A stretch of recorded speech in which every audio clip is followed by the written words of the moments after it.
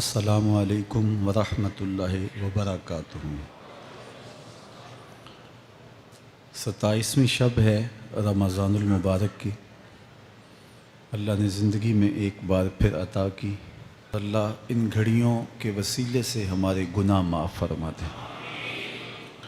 لیلۃ القدر اپنے دامن میں اتنی رحمتیں رکھتی ہیں کہ اس امت کے سارے گناہ گاروں کی بخشش کے لیے کافی ہے۔ اس رات میں روح الامی اترتے ہیں فرشتوں کے جلو میں، جھرمٹ میں، اور اہل ایمان جو قیام میں ہوتے ہیں، قعود میں ہوتے ہیں، ذکر الہی میں ہوتے ہیں، ان سے مصافحہ کرتے ہیں۔ یہ رات کون سی ہے؟ ترکی خیمے میں چٹائی ایک سمت کر کے سر انور حضور نے باہر نکالا اور فرمایا کہ لیلۃ القدر کو آخری عشرے میں تلاش کرو۔ اور ایک روایت کے لفظ یہ ہیں کہ آخری عشرے کی تاک راتوں میں تلاش کرو۔ وہ تاک رات کون سی ہے؟ اس کو مخفی رکھا گیا۔ حضرت ابی بن کعب رضی اللہ تعالی عنہ صحابی رسول ہیں، فرماتے ہیں میں قسم کھاتا ہوں کہ وہ رات 27ویں شب ہے۔ حضرت بایزید بسطامی علیہ رحمہ فرماتے ہیں مجھے زندگی میں یہ رات 2 بار ملی ہے اور دونوں بار 27ویں شب ہی تھی۔ تو ہم اللہ کی بارگاہ میں امید کا دامن پھیلائے ہیں کہ یہی شب ہو اور اس کے دامن سے پھوٹتی ضیائیں ہمارے اندر کے اندھیروں کو ختم کرنے کا ذریعہ بنے۔ مجھے آپ کو اپنے معاد کی، آخرت کی فکر کرنی چاہیے۔ یہ راتیں آتی ہیں اور چلی جاتی ہیں، اور ایک وقت آئے گا کہ یہ راتیں آئیں گی اور ہم نہیں ہوں گے۔ کتنے لوگ ایسے ہیں جو پچھلے سال تھے لیکن آج نہیں ہیں، ان سے گزشتہ سالوں میں تھے، آج نہیں ہیں۔ تو اللہ ہمیں ہر سال یہ رات مبارک کرتا ہے، نصیب ہوتی ہے۔ اللہ آپ کی قسمت میں ایسی بہت ساری راتیں نصیب کرے، لیکن بہرحال ایک وقت ایسا آنے والا ہے کہ یہ راتیں تو آئیں گی لیکن ہم موجود نہیں ہوں گے۔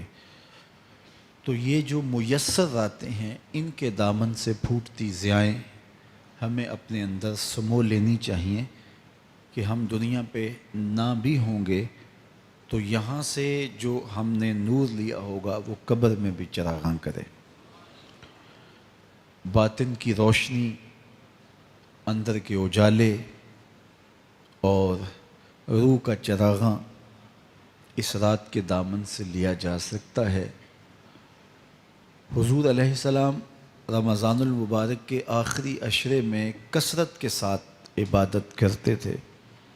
حضرت سیدہ عائشہ رضی اللہ تعالی عنہا فرماتی ہیں کہ حضور کمر بستہ ہو جاتے اور اپنا تہ بند کس کے باندھ لیتے، خود بھی جاگتے اور اہل خانہ کو بھی بیدار رکھتے۔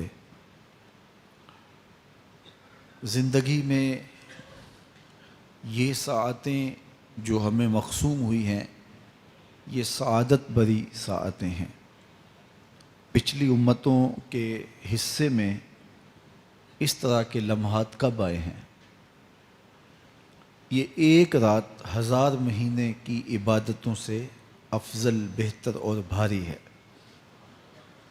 میرے حضور نے ارشاد فرمایا ایک بندہ صبح سے لے کے ظہر تک مزدوری کرتا ہے، اس کو ایک کی رات دیا جاتا ہے۔ ایک بندہ ظہر سے عصر تک مزدوری کرتا ہے، اس کا وقت تھوڑا ہے، اس کو بھی ایک کی رات دیا جاتا ہے۔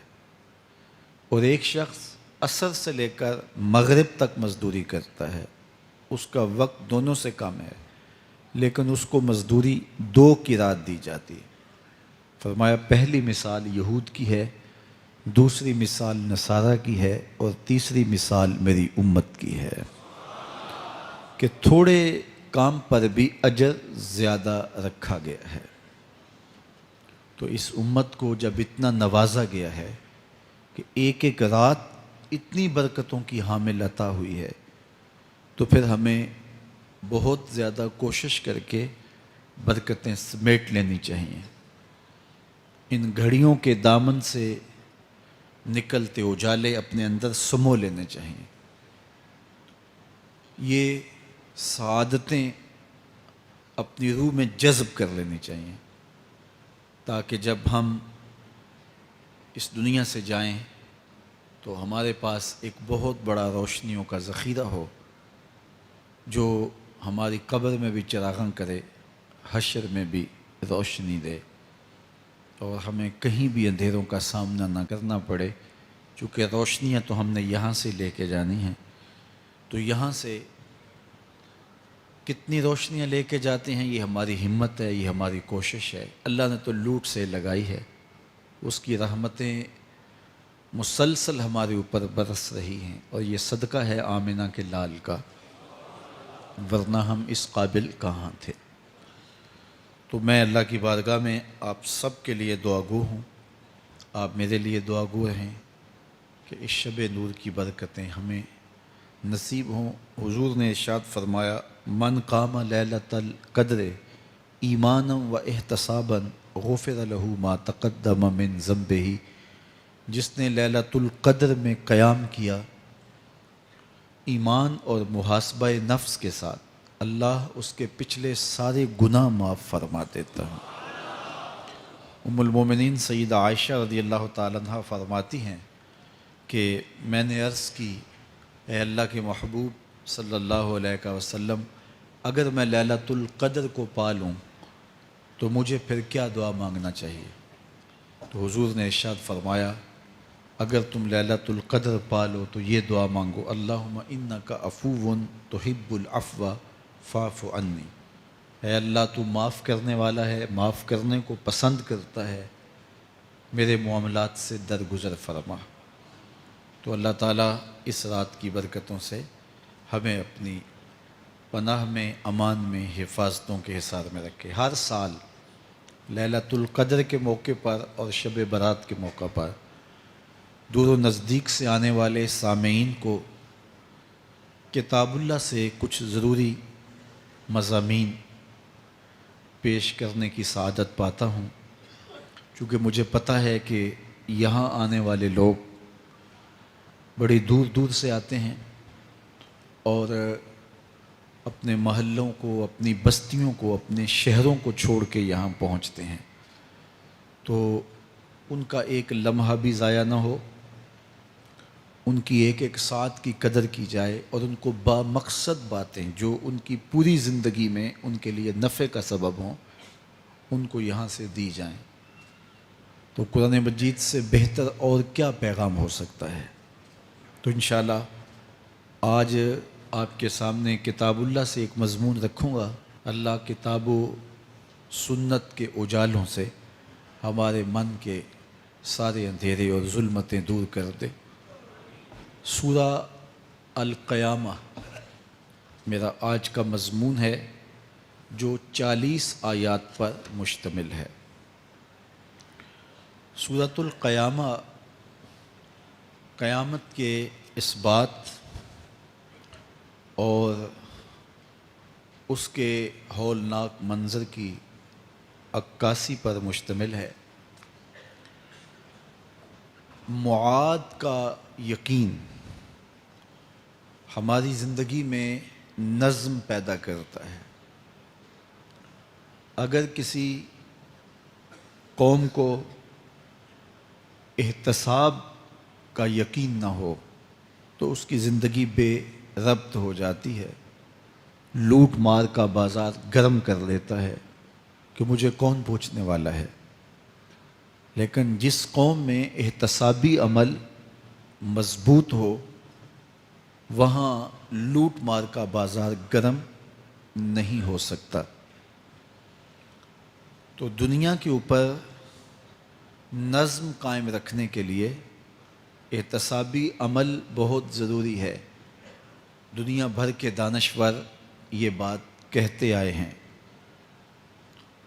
اگر جرائم ختم کرنے ہیں تو انصاف فراہم کرنا پڑے گا۔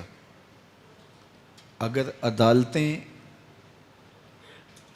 قابل فروخت مال بن جائے، تھانے بکنے لگ جائیں، تو پھر معاشرے جرائم سے پاک نہیں رہ سکتے۔ تو عدالتی نظام اگر بے لاگ ہوگا اور انصاف لوگوں کی دہلیز تک پہنچے گا تو معاشرے ستھرے اور پاکیزہ ہوں گے اور ایک خوبصورت معاشرتی نظم قائم ہوگا۔ تو احتسابی عمل اور عدالتی نظم اچھا رکھنے کے نتائج ہم اپنی آنکھوں سے دیکھتے ہیں۔ تو کیا آخرت کا احتساب ہونا ضروری نہیں، جہاں افراد کا اور قوموں کا فرد عمل پیش ہو اور پھر جزا و سزا ان کو دی جائے؟ تو اسلام نے جو معاد اور آخرت کا تصور دیا ہے، یہ فرد اور قوم کی زندگی میں ایک نظم پیدا کرتا ہے۔ لیکن ہر دور میں جو مجرم ہوتے ہیں، جن کا کام ہی لوٹ مار ہوتا ہے، وہ کبھی نہیں چاہتے کہ احتسابی عمل مضبوط ہو۔ وہ چاہیں گے کہ عدالتیں قابل فروخت جنس بن جائیں، تھانوں کی بولیاں دی جا سکیں اور انصاف کبھی بھی قائم نہ ہو۔ تو بے لاگ احتساب کا وہ کبھی بھی رواج نہیں پڑنے دیں گے۔ جو لوگ آخرت کے تصور کو جھٹلاتے ہیں، ان ساری قوموں کو دیکھ لیں جنہوں نے آخرت کو جھٹلایا۔ وہ قومیں ہیں جو برائی میں لت پت تھیں اور گناہوں بھری زندگی بسر کر رہی تھی۔ اب ایسی قومیں کبھی پسند نہیں کرتی کہ کوئی آخرت بھی ہو جس کا خوف انہیں گناہوں کی اور بدیوں کی زندگی سے نکالے، کیونکہ وہ اس زندگی سے نکلنا ہی نہیں چاہتے۔ تو آخرت کا وہ ڈٹ کے انکار کرتے۔ قریش مکہ نے بھی آخرت کا ڈٹ کے انکار کیا اور کہا کہ ہم آخرت کو نہیں مانتے، چونکہ اگر وہ آخرت کو مان لیتے ہیں تو پھر زندگی کی تمام تر مکاریاں، دجل و فریب، تلبیسات، لوٹ مار، ظلم و جبر جو کمزوروں پر وہ روا رکھے ہوئے تھے، اس کا جواز باقی نہیں رہتا تھا۔ تو اس لیے انہوں نے اس کا ڈٹ کے انکار کیا۔ قرآن مجید کی جتنی بھی مکی صورتیں ہیں ان میں آخرت کا اثبات کیا گیا ہے اور معاد کو ثابت کرنے کے لیے دلائل دیے گئے ہیں۔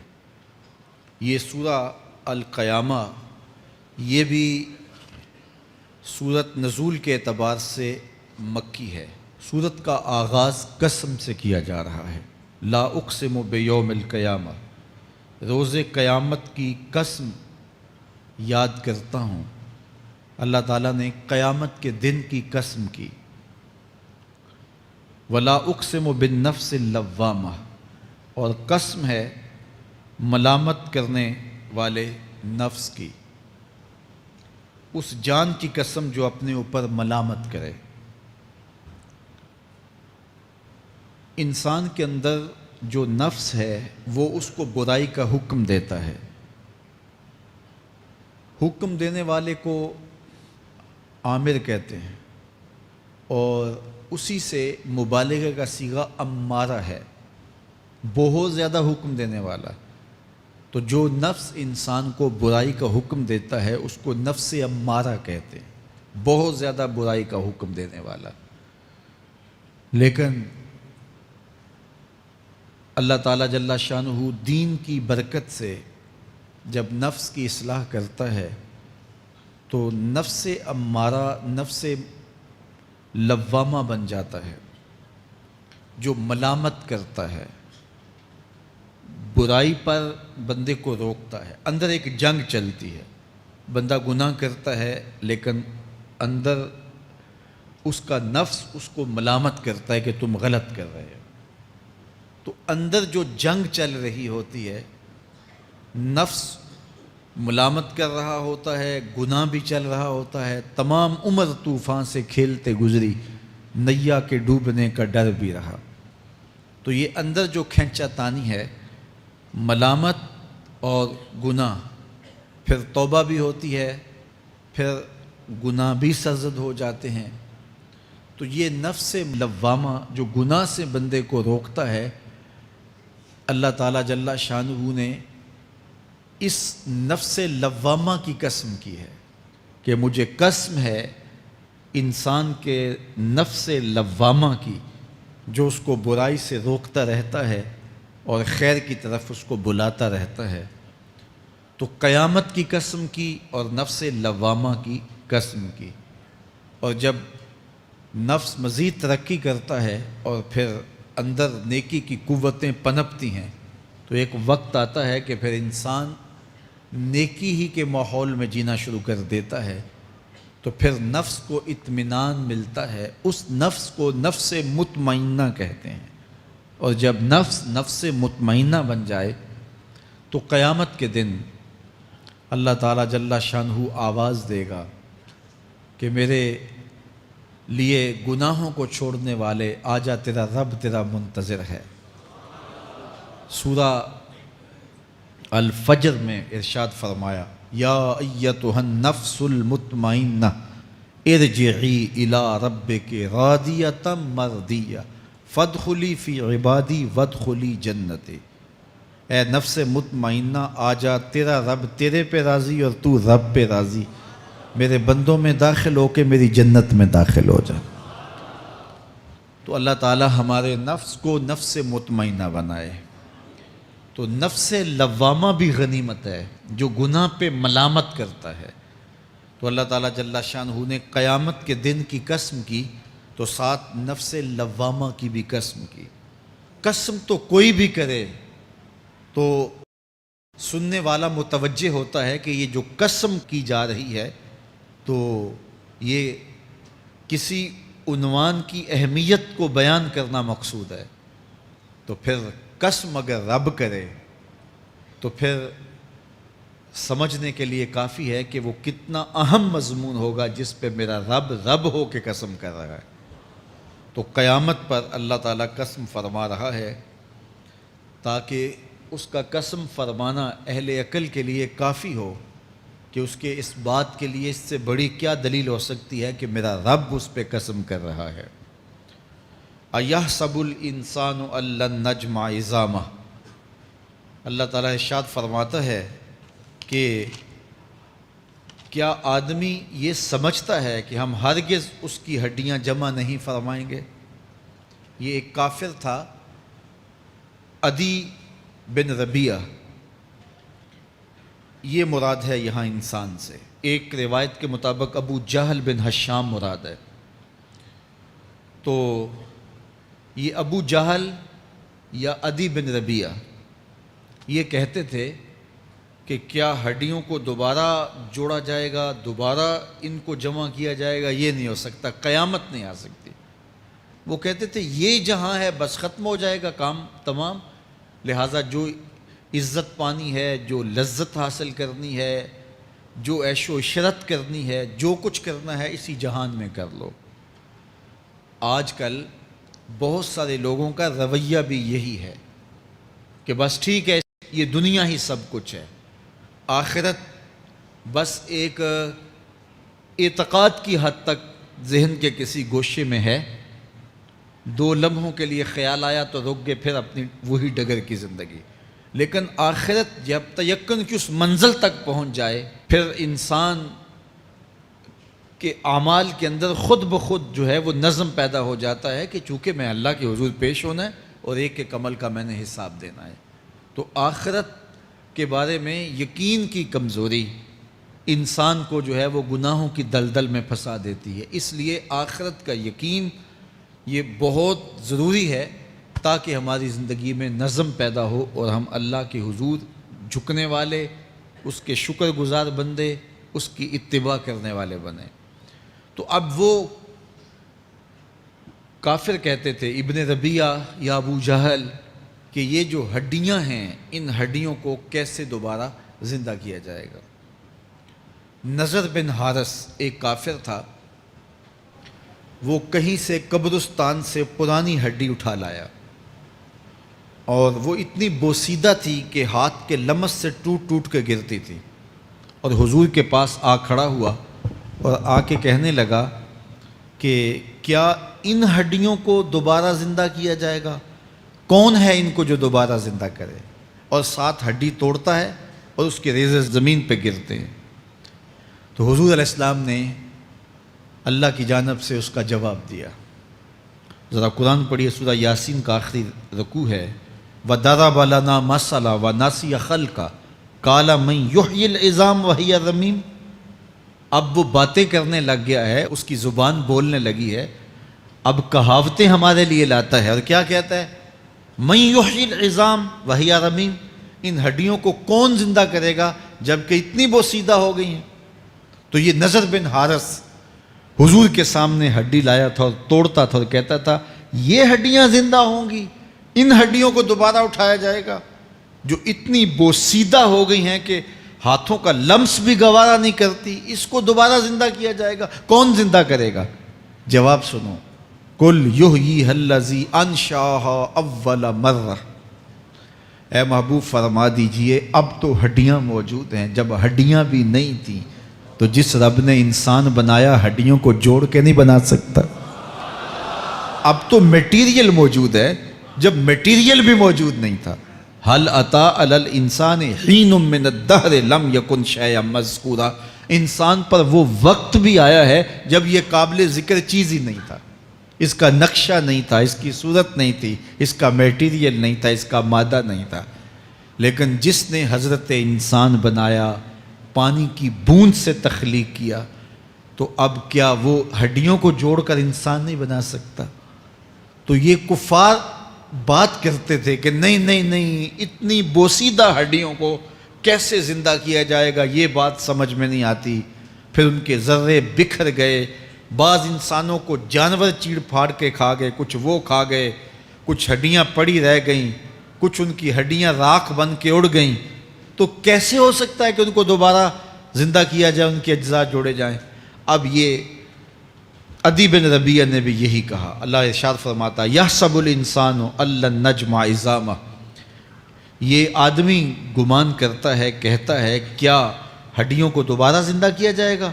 اللہ فرماتا ہے کیوں نہیں، ہم اس بات پہ قادر ہیں کہ اس کے انگلیوں کے پور پور کو دوبارہ کھڑا کر دیں، اور اس کے اجزاء جو بکھرے ہوئے ہیں ان کو ہم اکٹھا کر کے دوبارہ ان کو جوڑ دیں، ہمارے لیے کوئی مشکل نہیں ہے۔ لیکن یہ اس کا خیال ہے کہ ہڈیوں کو کیسے جوڑا جائے گا، لیکن سورہ یاسین میں جو دلیل دی اس پہ کس قدر جو ہے وہ اشش کرنے کو جی چاہتا ہے۔ فرمایا کہ قُلْ يُحْيِيهَا الَّذِي أَنشَأَهَا أَوَّلَ مَرَّةٍ، یہ کہتے ہیں یہ ہڈیاں کون جوڑے گا؟ کہا جب ہڈیاں بھی نہیں تھی، جس نے ہڈیاں بنائی اس کے لیے جوڑنا کیا مشکل ہے؟ تو یہ عجیب تم نے بات کی۔ تو اللہ تعالیٰ جل شانہ قیامت کے دن ہمارے وجود دوبارہ اٹھائے گا اور اپنے حضور بندوں کو کھڑا کرے گا اور ان سے سوال پوچھے گا۔ یہ نہیں ہے کہ جو مرضی کرتے گئے، ایک آدمی نے ظلم کیا، جبر کیا، زیادتیاں کی، لوگوں کا حق لوٹا، لوگوں کا مال غصب کیا، عزتیں پامال کی، اور اتنا مؤثر تھا کہ عدالتیں وہ خرید لیتا تھا، کچہریاں وہ خرید لیتا تھا، پولیس وہ خرید لیتا تھا، کوئی اسے پوچھنے والا نہیں تھا، اس کی بات چلتی تھی، اس کا فون چلتا تھا، اس کا رکا چلتا تھا، عیش و عشرت کی زندگی گزاری اور مر گیا، ہزاروں کے حق غصب کر کے، ہزاروں کا مال ہڑپ کر کے، لوگوں کی آبروئیں لوٹ کے مر گیا اور قبر میں چلا گیا، بس قصہ ختم۔ اب نہ وہ اٹھے گا، نہ اس سے حساب لیا جائے گا، تو پھر انصاف کہاں گیا؟ ایک عدالت ایسی ہونی چاہیے کہ جس عدالت میں اس کو بھی پکڑا جائے اور ٹکٹکی پہ باندھا جائے کہ دنیا پر تو کسی نے تجھے پکڑا نہیں، آ اس عدالت میں تیرے خلاف سلطانی گواہ بھی موجود ہیں، اور تجھے گناہوں کا، جرم کا بدلہ بھی دیا جائے گا، اور منصف جو ہے وہ انصاف کرے اور ان مظلوموں کو کھڑا کیا جائے کہ دنیا پر تو تمہاری داد رسی کسی نے کی، اس دربار میں تمہاری پوری پوری داد رسی کی جائے گی۔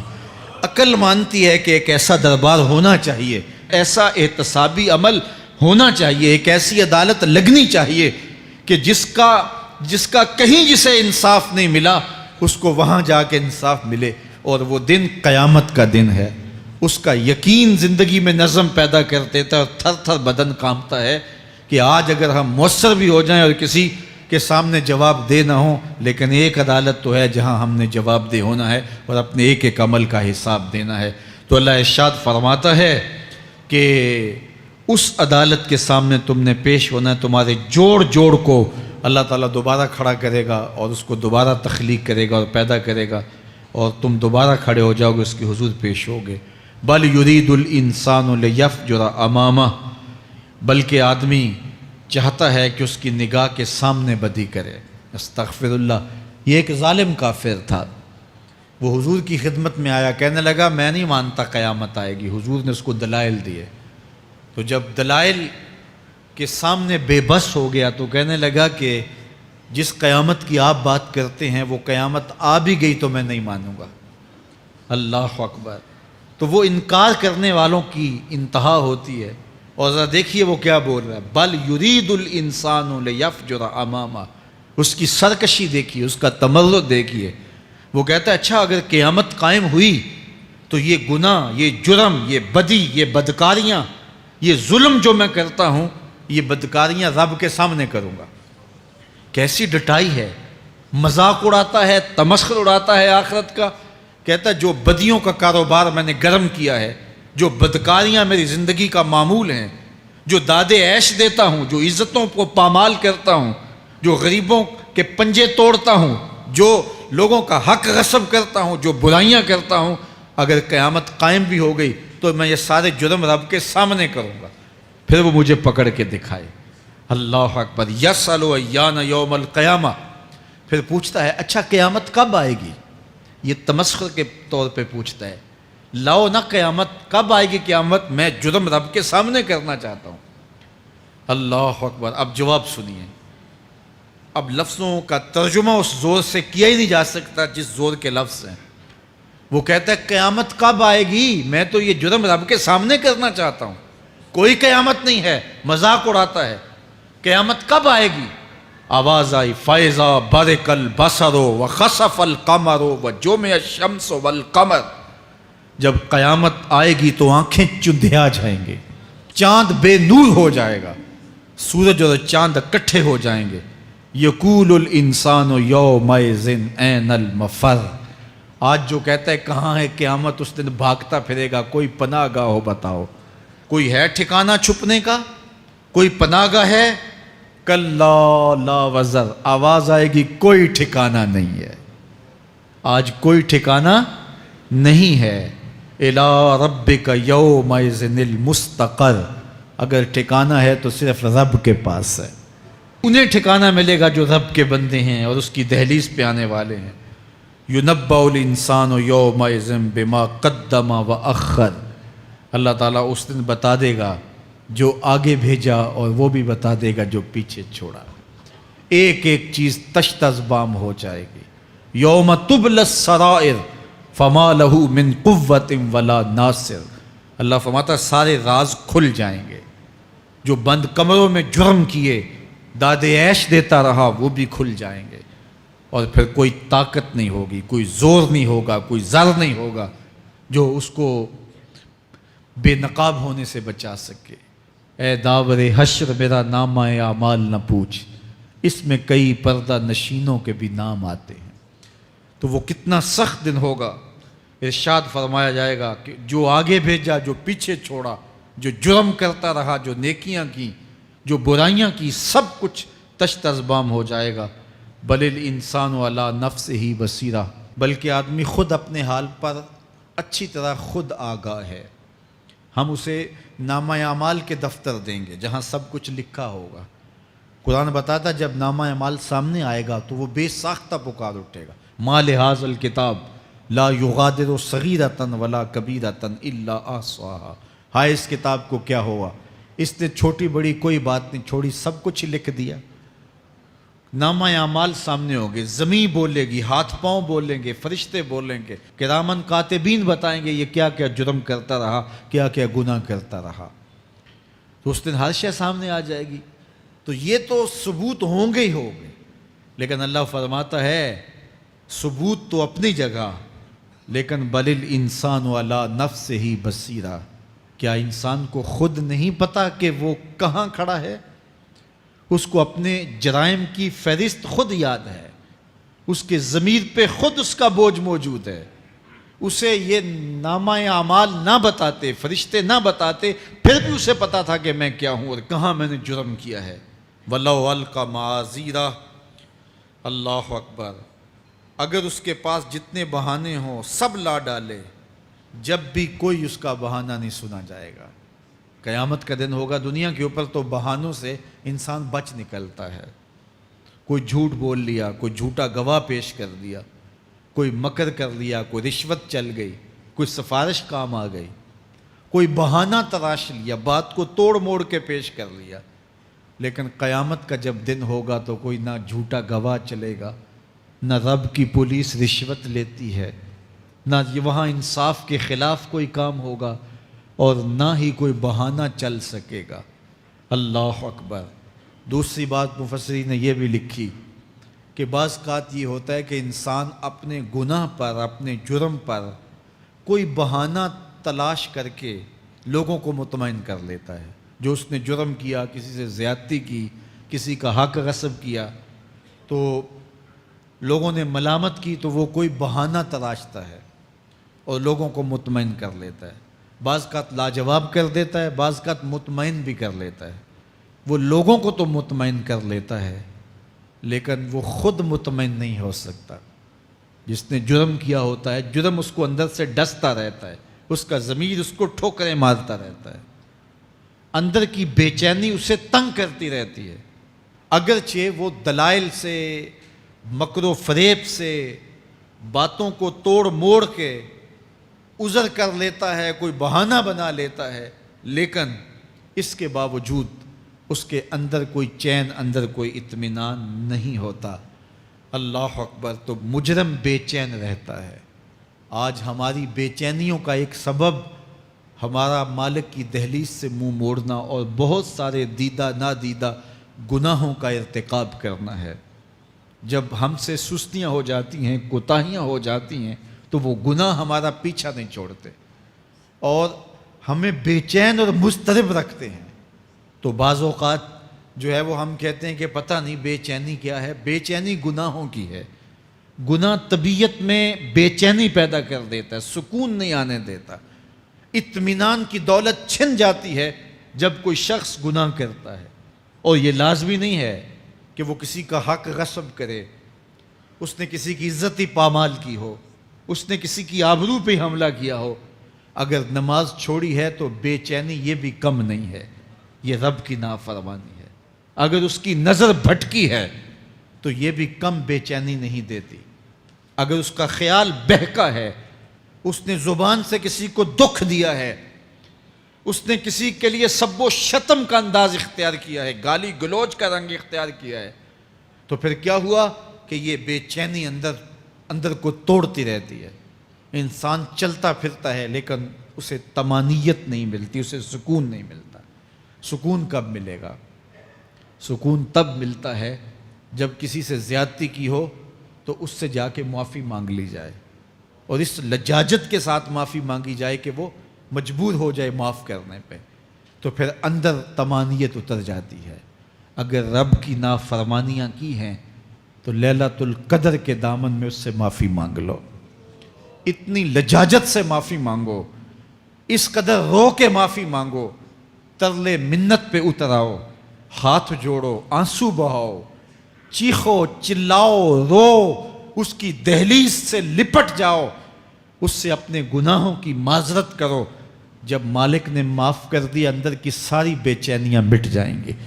دل کو قرار مل جائے گا، دل کو تسکین نصیب ہوگی۔ تسکین اس کی دہلیز سے تمہیں ملے گی، یہ اندر سے پھوٹتی ہے، باہر سے نہیں آتی ہے۔ تسکین کے قافلے اندر ہی اترتے ہیں، اندر سے اس کے سوتے پھوٹتے ہیں، اس کے چشمے پھوٹتے ہیں۔ ہم باہر سے ڈھونڈتے ہیں، باہر سے تسکین نہیں ملتی، یہ اندر سے آئے گی۔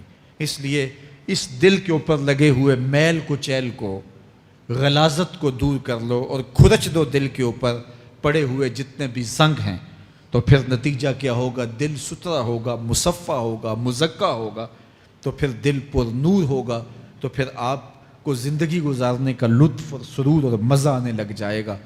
تو انسان جب دلیلیں تراشتا ہے، اس سے ایک بعض اوقات اپنے آپ کو بھی مطمئن کرنے کی کوشش کرتا ہے، اوروں کو بھی مطمئن کر لیتا ہے، لیکن حقیقت میں اطمینان نہیں ہوتا، وہ بے چینی ہوتی ہے۔ تو اللہ تعالیٰ جل شانہ اس کہانی کو بیان کرتے ہوئے ایک اور مضمون کو بیان کیا، اور یہ بالکل درمیان میں جملہ معترضہ کے طور پہ جو ہے وہ نظر آ رہا ہے کہ بات تو چل رہی ہے، تو اچانک اللہ اپنے محبوب سے مخاطبہ فرماتا ہے، کیا ارشاد کرتا ہے؟ لا تحرک بہ لسانک لتعجل بہ۔ تو یہ اچانک بات کیوں آ گئی؟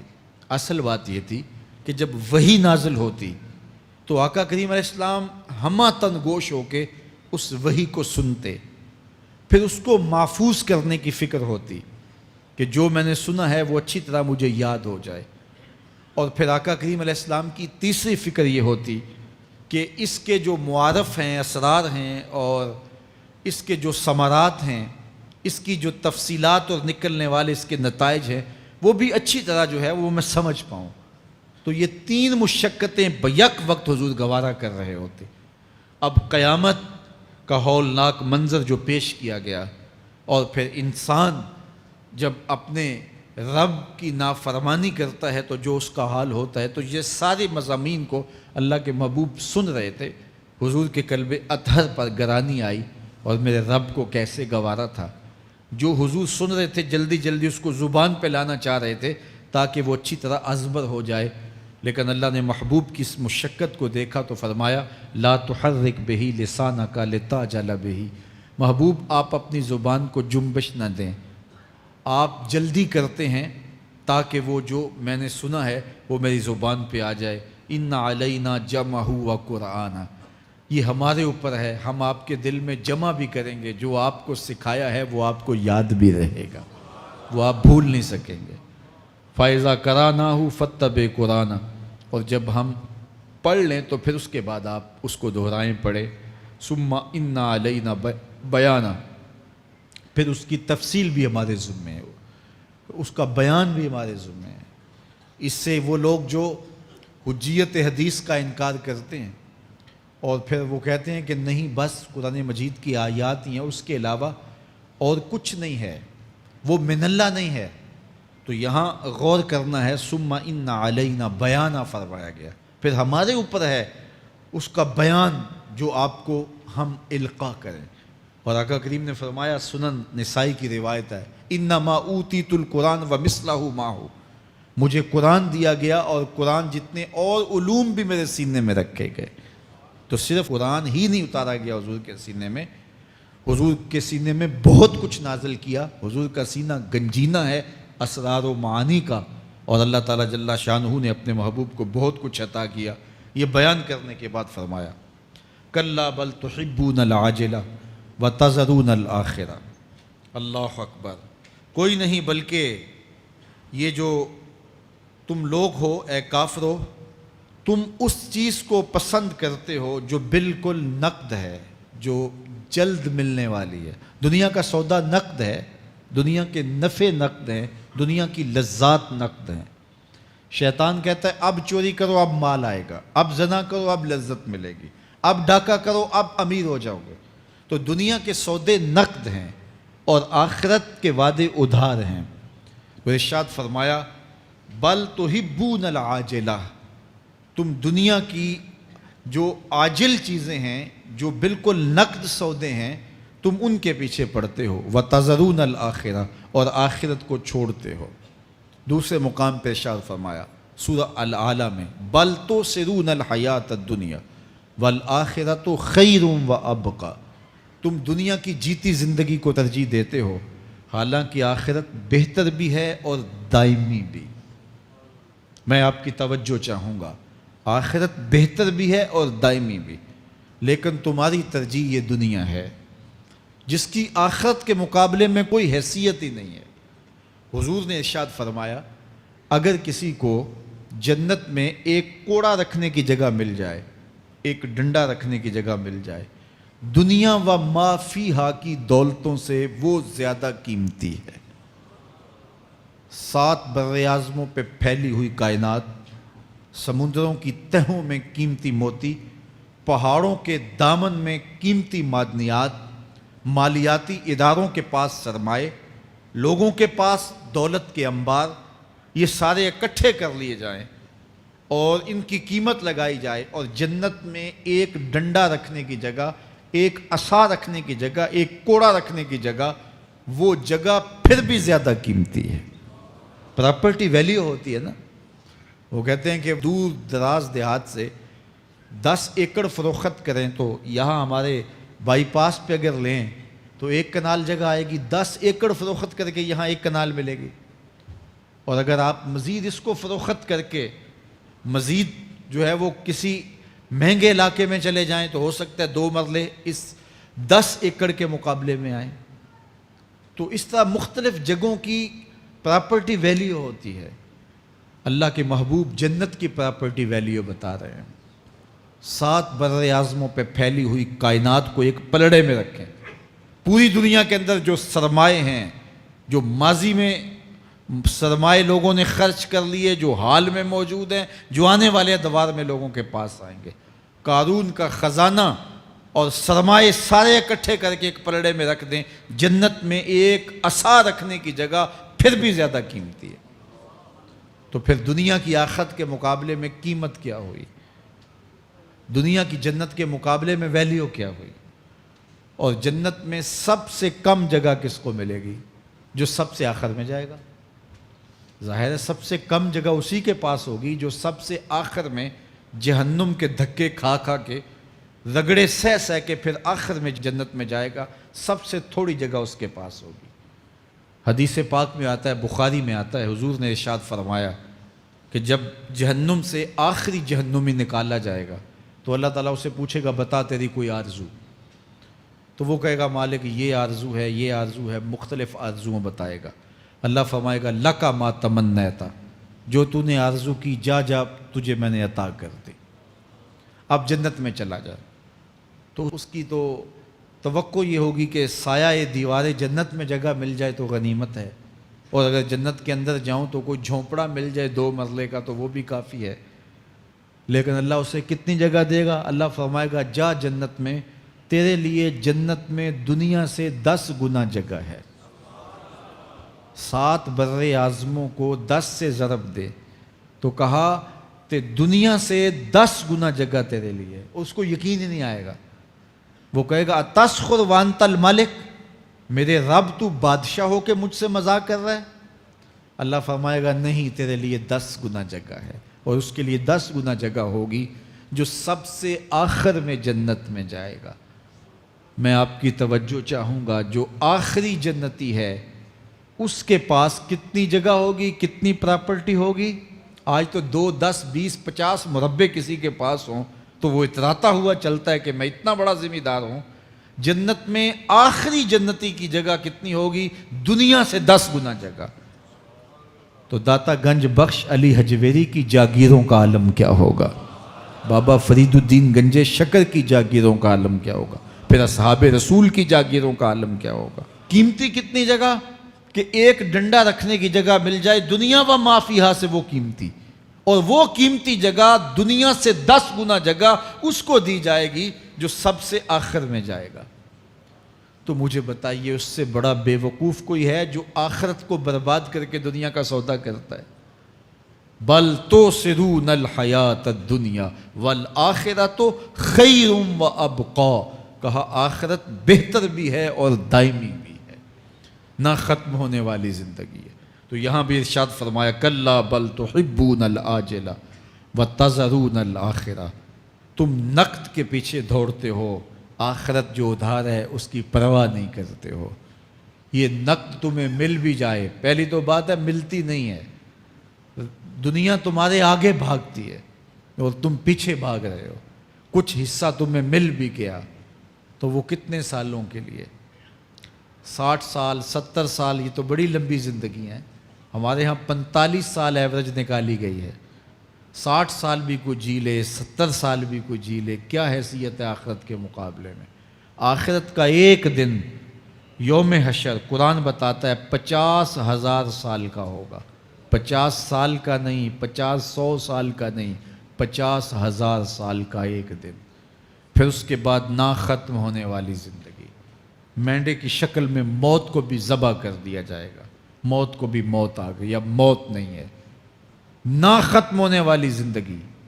اور جو جنت میں چلا گیا سب سے آخر میں جانے والے کی یہ جائیدادیں. تو اصل زندگی تو آخرت کی زندگی ہے. کلا بل تحبون العاجلہ وتذرون الآخرہ. یہ تو ایک سودا ہے. اب اللہ تعالیٰ ایک اور چیز بتا رہا ہے، ذرا غور کیجئے.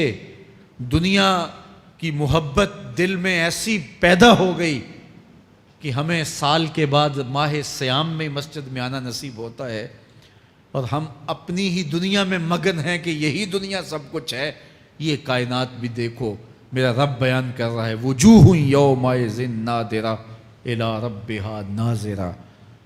وہ دن جب آئے گا تو جب بندے اس کے حضور حاضر ہوں گے جنہوں نے اپنی زندگی حزم و احتیاط سے گزاری ہوگی، رب کی اتباع میں، فرما برداری میں، اس کے حکموں کو پورے کرتے بسر کی ہوگی، پھر ان کو صلہ کیا ہوگا؟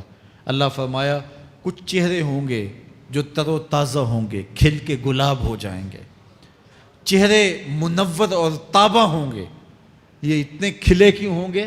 چہرے گلاب کیوں ہوں گے؟ الی ربہا ناظرہ، اس لیے کہ رب کا دیدار نصیب ہوگا. رب کا دیدار نصیب ہوگا تو چہرے کھل جائیں گے اور چہرے شگفتہ ہو جائیں گے، چہرے تر و تازہ ہو جائیں گے. یار کوئی پرانا دوست مل جائے اور آپ سخت صدمے کے ماحول میں ہوں تو اچانک اسے دیکھ لیں تو آپ کا چہرہ کھل جاتا ہے اور آپ کا چہرہ گلاب بن جاتا ہے. تو پھر کیا منظر ہوگا؟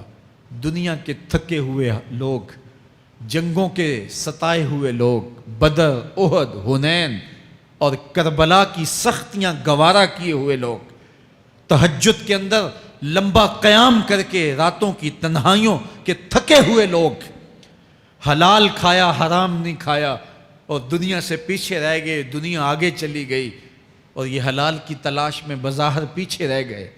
گھر والے بھی تانے دیتے ہیں کہ تم تو پیچھے رہ گئے، دنیا کہاں چلی گئی، تمہارے رشتہ دار کہاں چلے گئے. تانے اور تانوں تشنیع کے برستے تیر سہے ساری زندگی گزار دی. دکھوں کے مارے ہوئے یہ شخص جب قیامت کے دن اپنے رب کے حضور جائیں گے تو اللہ رخ انور سے نقاب ہٹا دے گا. پھر کیا ہوگا؟ اللہ کا دیدار ہوگا تو یہ چہرے کھل جائیں گے، ساری تھکن اتر جائے گی، جنم جنم کی ساری تھکن اتر جائے گی اور چہرے شگفتہ گلاب بن جائیں گے. اللہ فرمائے گا دیکھو ان کے چہرے کیسے کھلے ہوئے. وجوہ یومئذ ناظرہ الی ربہا ناظرہ. یہ تو خوش نصیب لوگوں کے چہرے ہیں. ووجوہ یومئذ باسرہ. اور پھر اس دن کچھ منہ بگڑے ہوئے ہوں گے. کیسے بگڑے ہوں گے؟ پاؤں میں درد ہو تو چہرے پر بگاڑ ہوتا ہے، پیٹ میں درد ہو تو چہرہ اچھا دکھائی نہیں دیتا، کان میں درد ہو، آنکھ میں درد ہو، سر میں درد ہو تو چہرہ بگڑ جاتا ہے. اور ان کے چہرے اتنے بگڑے ہوں گے، کوئی آنے والا خوف طاری ہو تو چہرے بگڑ جاتے ہیں. اور انسان کے چہرے کی ہوائیاں اڑی ہوتی ہیں، اب ان کے چہروں کی ہوائیاں اڑی ہوں گی. کیوں؟ قرآن بتاتا ہے تظن ان یفعل بہا فاقرہ. یہ ڈر رہے ہوں گے کہ ہمارے ساتھ اب جو سلوک ہونے والا ہے وہ کمر کی ہڈی توڑ دے گا. ہم نے رب کے حکموں کو توڑا، ہم نے پرواہ نہیں کی. ہم سمجھے دنیا میں آئے ہیں تو ہماری دنیا ہے، آوارہ ہوں، خواہشات نفس کے مطابق زندگی گزاریں، آنکھیں بے حیائی میں لگی رہیں، سوچیں آوارگی میں لگی رہیں، کان نغمے سنتے رہے، زبان جھوٹ بکتی رہی، ظلم و جبر کا بازار گرم رکھا، عصمتیں عزتیں پامال کرتا رہا، لوگوں کا مال لوٹتا رہا، حق غصب کرتا رہا، کلیجی اور دل چیرتا رہا، لوگوں کو زخمی کرتا رہا، لوگوں کے جذبات سے کھیلتا رہا. پرواہ نہیں کی کہ یہ دنیا ہے امتحان گاہ ہے، چند دنوں کے لیے آئے ہیں، اللہ کے حضور پیش ہونا ہے، عملوں کا حساب ہونا ہے۔ اب جب وہ دیکھیں گے کہ ہمارے ساتھ کیا ہونے والا ہے تو ان کے چہرے پہلے بگڑ جائیں گے۔ کیوں؟ وہ گمان کریں گے کہ ان کی ریڑھ کی ہڈی توڑ دی جائے گی۔ ایسے عذاب آئیں گے جس طرح کسی کی ریڑھ کی ہڈی ٹوٹ جائے تو اس کا چہرہ شگفتہ گلاب تو نہیں ہوتا، اس کا چہرہ جو ہے وہ تو کس قدر مرجھایا ہوا ہوتا ہے۔ تو اللہ ارشاد فرماتا ہے اس طرح ان کے چہرے ہوں گے۔ ابھی عذاب آیا نہیں ہے لیکن چہرے پہلے اترے ہوئے ہوں گے، اور جب عذاب کی بھٹی میں ڈالے جائیں گے، اللہ اکبر، اور وہ سخت عذاب، حضور نے جبریل امین سے پوچھا مجھے جہنم کے عذابوں کا ذکر سناؤ۔ عرض کی حضور سب سے ہلکے عذاب کی کہانی سناتا ہوں، اور وہ یہ کہ جہنمی کے پاؤں میں آگ کا جوتا رکھا جائے گا، باقی پورا بدن اس کا سلامت ہوگا۔ یہ سب سے ہلکے عذاب کی کیفیت ہے۔ اب پاؤں میں آگ کا جوتا ہوگا، حدت، گرمی، شدت اتنی ہوگی کہ دماغ پگھل کے ناک اور کانوں کے راستے سے باہر آ جائے گا۔ پاؤں میں رکھے ہوئے جوتے کی گرمی دماغ کو ایسے چڑھے گی کہ وہ پگھل جائے گا اور ناک اور کانوں کے راستے سے باہر آ جائے گا۔ تو اللہ کے عذاب کے خوف سے چہرے بگڑ جائیں گے، حالت سلامت نہیں رہے گی۔ یہ بات ذہن میں رکھیں کہ اللہ جس کو جہنم میں ڈالے گا اس کو اس صورت میں نہیں ڈالے گا، یہ محمدی صورت ہے، یہ شکل اس کی چھین لی جائے گی اور اس کی شکل بڑی کر دی جائے گی۔ اس کا ایک ایک دانت احد پہاڑ جتنا ہوگا۔ احد پہاڑ کا پھیلاؤ 15 کلومیٹر پہ ہے، 15 کلومیٹر کا ایک دانت، اور 32 دانت کتنے ہوں گے تو منہ کتنا بڑا ہوگا۔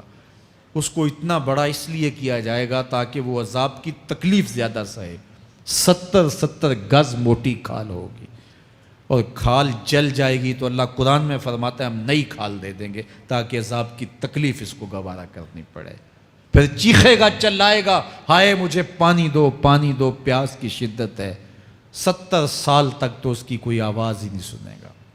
70 سال کے بعد داروغہ جہنم چیخ کر کہے گا کیا مانگتا ہے؟ وہ بولے گا مجھے پانی چاہیے۔ کہا جائے گا تو بے بھی ملتا ہے پانی۔ پھر داروغہ جہنم اسے پانی دے گا، کوکا کولا کی بوتل دے گا یا پیپسی تھما دے گا یا منرل واٹر کی بوتل دے گا؟ نہیں، قرآن بتاتا ہے اسے مائے حمیم دیا جائے گا، کھولتا ہوا پانی، اور وہ اتنا گرم ہوگا جب پینے کے لیے چہرے کے قریب کرے گا اس سے اٹھتی ہوئی بھاپ کی وجہ سے چہرے کی کھال ادڑ کے اس کے اندر گر پڑے گی، لیکن اس کے باوجود اس کو پینا پڑے گا۔ اللہ فرماتا ہے یہ دنیا ہی سب کچھ نہیں ہے، سمجھ لیا یہی سب کچھ ہے، آخرت کو بھول گئے، صبح اٹھے کام پہ چلے گئے، شام آئے آوارگی میں چلے گئے، صدائیں آتی رہیں حی علی الصلاح حی علی الفلاح، کوئی پرواہ نہیں کی، نہ پیشانیوں نے سجدے کیے، نہ سوچوں میں پاکیزگی آئی، زندگی یوں گزار کے چلے گئے۔ ایسے نہیں، کہا ایک وہ ہوں گے جن کے چہرے شگفتہ گلاب ہوں گے، ایک وہ ہوں گے جن کے چہرے بگڑے ہوئے ہوں گے۔ اللہ اکبر، کلا اذا بلغت التراقی، یہ تو قیامت کا منظر ہے نا، قیامت سے قبل بھی ایک منظر ہے، اللہ اس منظر کو بھی بیان کر رہا ہے۔ کلا اذا بلغت التراقی، ہاں ہاں جب جان گلے کو پہنچ جائے گی۔ اے انسان تیرے اوپر وہ گھڑی بھی آنے والی ہے، وہ وقت بھی آنے والا ہے جب سانس اس ہنسلی میں اٹک جائے گا، جب سینے سے بھی سانس اوپر چلی گئی، اب ڈاکٹر بھی لا علاج قرار دے رہے ہیں کہ اب علاج نہیں رہا ہے، جان بس اب نکلنا چاہ رہی ہے، اور کہا جائے گا کوئی جھاڑ پھونک والا بلاؤ۔ اب ڈاکٹروں نے تو جواب دے دیا، اب سانس اٹک گئی گلے میں، چند لمحوں کی مہمان ہے۔ اب ڈاکٹروں نے کہا اب ہماری جانب سے لا علاج ہو گیا، اب لے جاؤ اس کو گھر یا وینٹیلیٹر پہ ڈال دیتے ہیں اس کو، بس اب ہماری جانب سے کوئی اس کا علاج نہیں ہے۔ اب گھر والے روتے ہیں، کہتے ہیں کوئی جھاڑ پھونک والا لاؤ، کوئی دم والا لاؤ، شاید وہ کوئی دم کرے تو اس کی جان میں جان آ جائے۔ ڈاکٹروں نے تو لا علاج قرار دے دیا۔ وَظَنَّ أَنَّهُ الْفِرَاقُ، اللہ فرماتا ہے یہ تو جھاڑ پھونک والے کو ڈھونڈ رہے ہیں، لیکن جس کی سانس یہاں اٹکی ہے وہ سمجھ گیا ہے اب موت آ گئی ہے، اس کو یقین ہو گیا ہے کہ اب موت کے لمحے آ گئے ہیں، اب میں بچ نہیں پاؤں گا، اب آنکھیں تاڑے لگی ہوئی ہیں، والتفت الساق بالساق، پنڈلی پہ پنڈلی چڑھ رہی ہے. جب موت آ جاتی ہے تو پھر پنڈلی سے پنڈلی لپٹ جاتی ہے، اس کو پھر جدا کرتے ہیں اور جدا کر کے دونوں انگوٹھے باندھ دیتے ہیں تاکہ پنڈلی کے اوپر پنڈلی نہ چڑھے. اللہ وہ منظر بیان کرتا ہے، صاحب یہ وقت آنے والا ہے جب دونوں انگوٹھے باندھ دیے جائیں گے، جب ناک میں روئی ٹھونس دی جائے گی، جب چٹے لباس میں کفن دیا جائے گا، جب غسال کے سامنے بے بس پڑے ہوں گے، وہ چاہے یہ بازو اٹھائے چاہے یہ بازو اٹھائے، گرم پانی ڈالے یا سرد پانی ڈالے، جب بس پڑے ہوئے ہوں گے جو ہے وہ غسل دینے والوں کے، اور ناک میں روئی ہوگی اور دونوں انگوٹھے آپس میں بندھے ہوں گے. یہ محل، یہ ماڑی، یہ کوٹھیاں، یہ بنگلے جس کو سویر شام لگ کے حلال حرام کی تمیز کیے بغیر بنایا تھا، غوث اعظم رضی اللہ تعالیٰ عنہ بولے مکان بنا رہا ہے، بسیں گے اور حساب تو جا کے دے گا.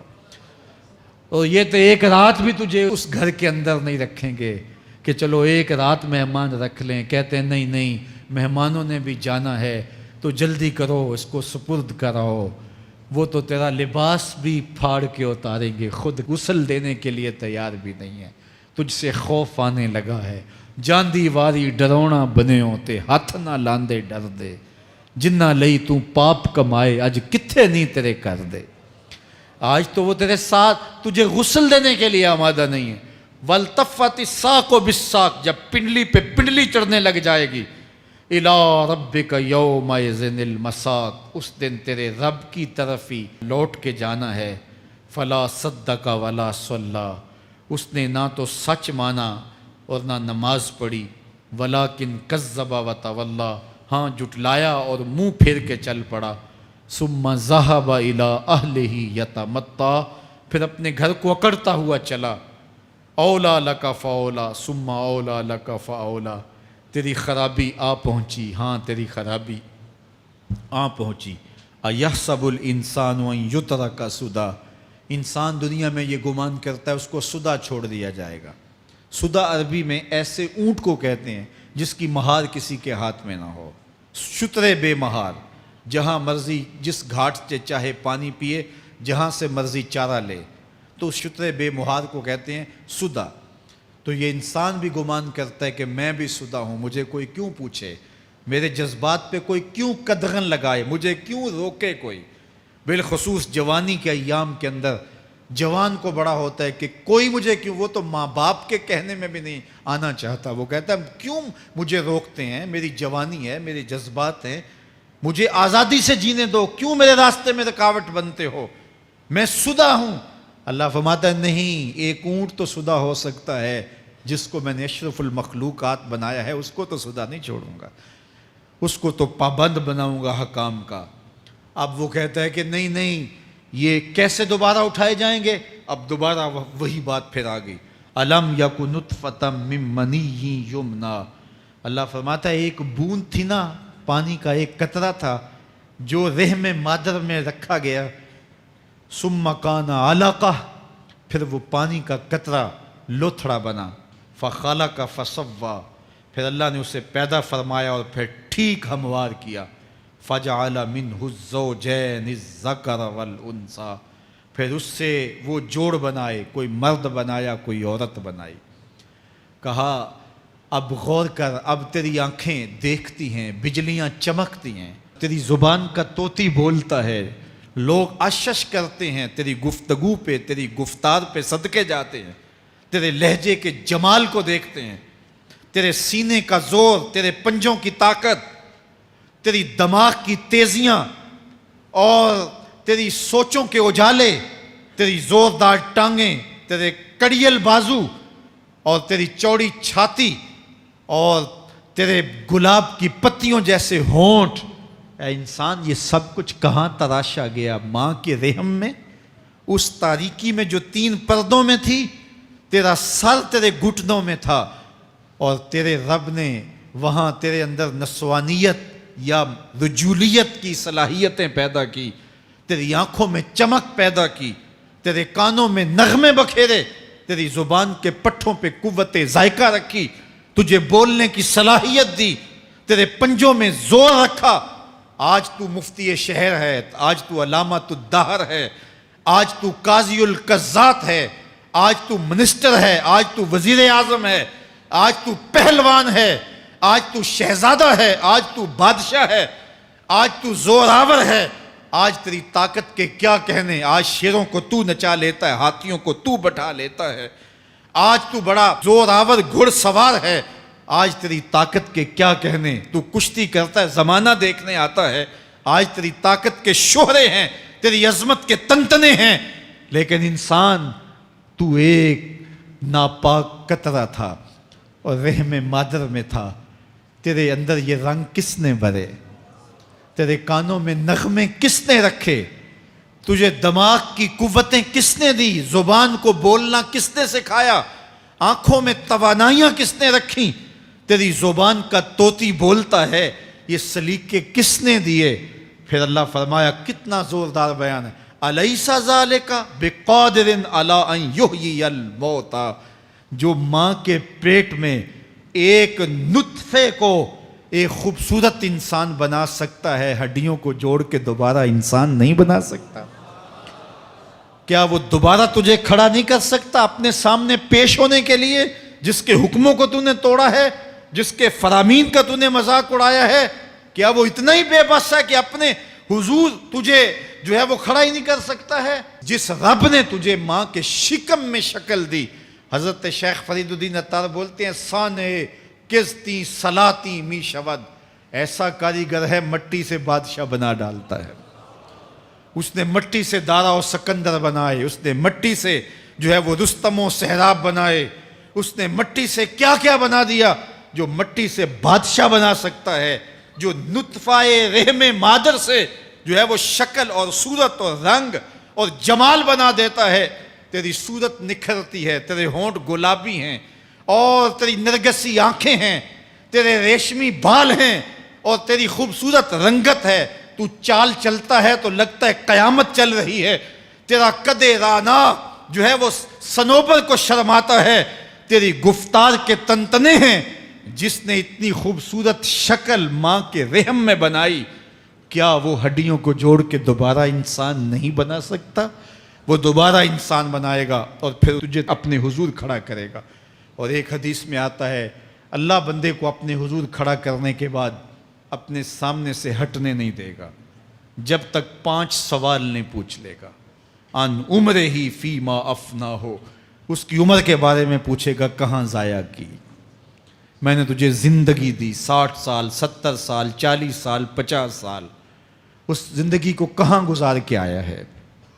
ان شباب ہی فیما ابلا ہو، اس کی جوانی کے بارے میں پوچھا جائے گا، جوانی کہاں گزار کے آیا ہے؟ مجنوں تو نہیں بنا رہا، خواہشات کا اسیر تو نہیں ہو گیا، دیوانوں کی طرح زندگی تو نہیں گزار کے آ گیا؟ تیری جوانی کسی چوک میں تو نہیں گزری، تیری جوانی آوارگی میں تو نہیں گزری، ساری رات سوشل میڈیا کے اوپر گندگی اور غلاظتیں تو نہیں دیکھتا رہا؟ تیری زندگی گزری کہاں ہے؟ تیری جوانی گزری کہاں ہے؟ اگر کوئی جواب نہ ہوا تو پھر کیا جواب دے گا؟ اور وہ کتنا خوش نصیب ہوگا جو کہے گا، مالک میری جوانی سجدوں میں گزری، میری جوانی قیام میں گزری، میری جوانی رکوع میں گزری۔ میرے حضور فرماتے ہیں، سبعۃ یظلھم اللہ فی ظلہ یوم لا ظل الا ظلہ، 7 اشخاص ایسے ہیں قیامت کے دن جب کوئی سایہ نہیں ہوگا، اللہ ان 7 کو اپنے عرش کا سایہ دے گا۔ ان میں سے دوسرا شخص میرے حضور نے بیان فرمایا، وَشَابٌ نَشَأَ فِي عِبَادَةِ اللَّهِ، وہ جوان جس کی جوانی اللہ کی عبادت میں گزری۔ جوانوں، اپنی زندگی کو مالک کی دہلیز پہ لے آؤ۔ جوانی وہی ہے جو مالک کی چوکھٹ پہ گزرے۔ اپنے دل کا تعلق جوڑو، عشق کرنا ہے تو پھر آمنہ کے لال سے کرو، محبت کا رشتہ ان سے جوڑو، تعلق کا ربط ان سے قائم کرو، جوانی کو دین کی راہ پہ ڈالو۔ اللہ اکبر، سنو میرے حضور کا فرمان، انا حبیب اللہ، میں اللہ کا حبیب ہوں۔ پھر فرمایا، الشاب التائب حبیب اللہ، جو جوان جوانی میں توبہ کرے وہ بھی اللہ کا حبیب ہے۔ آؤ اللہ کے حبیب بن جاؤ، اللہ کے حبیب بن جاؤ، اللہ کے حبیب بن جاؤ۔